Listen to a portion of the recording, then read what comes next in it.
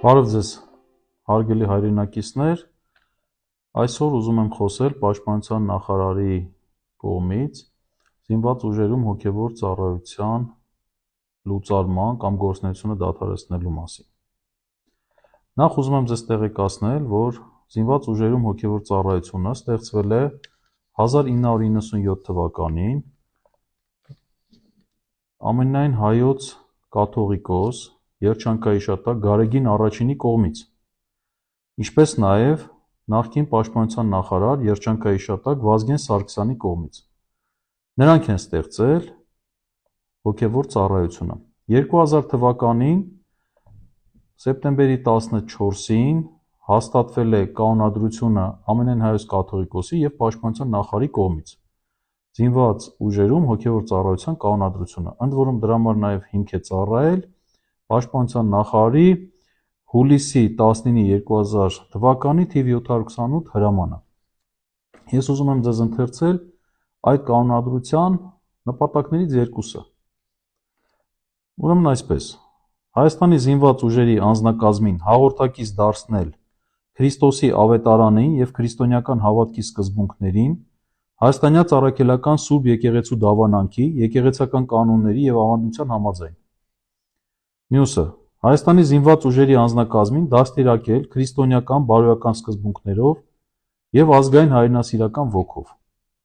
Հոգևոր ծառայությունը ուներ հետևյալ կառուցվածքը. զինված ուժերի հոգևոր ծառայության առաջնորդ և բանակային կորպուսների ու զորամասերի հոգևոր սպասավորներ։ Մինչև 3 հոգևոր ծառայության մեջ ներգրավված են եղել 42 հոգևորական, որոնցից 8-ը ժամկետային զինծառայող են,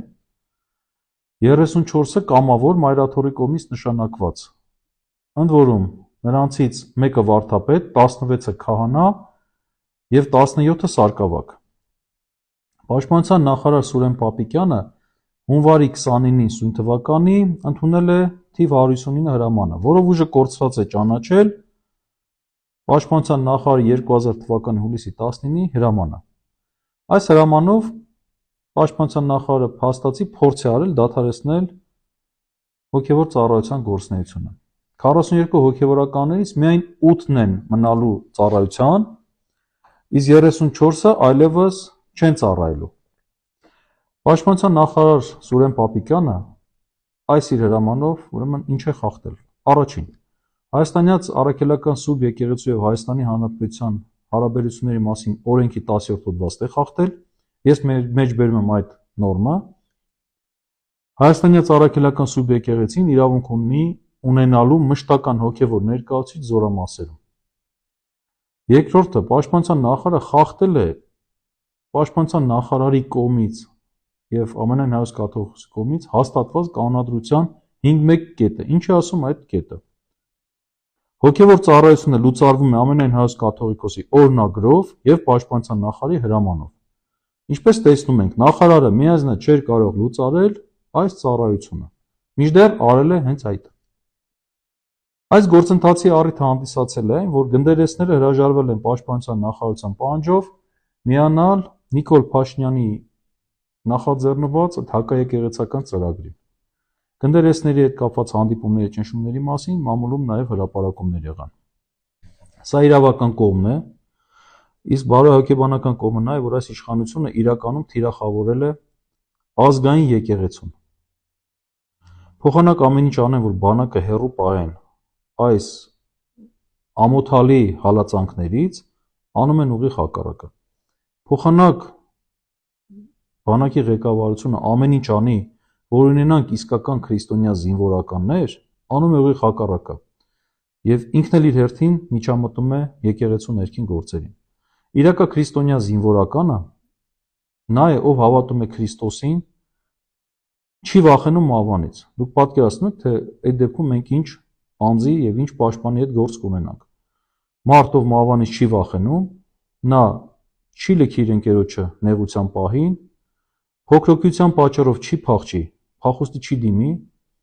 և պատրաստ կլինի իր Աստծու և հայրենիքի համար նահատակության գնալ։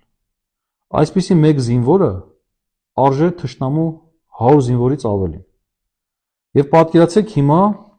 եկեղեցականներին մուտքը ըստ էության արգելելով մեր բանակ, ինչ մեծ վնաս են հասցնում բանակին եւ մեր ազգին։ Հավատացեք, եկեղեցահալած այս քաղաքականության հաշիվը վճարելու ենք ազգով եւ ծանր ու մեծ գին ենք վճարելու։ Ցավալի է այս գիտակցումը, բայց բնականաբար այլ տարբերակ մենք չունենք, քանի որ իշխանությունը անում է ինչ որ մտքին գալիս է եւ մեր հանրությունն էլ ցավոք պատշաճ կամ այնպիսի արձագանք չի տալիս, որ այս իշխանությունն իր տեղը իմանա։ Լավ մնացեք։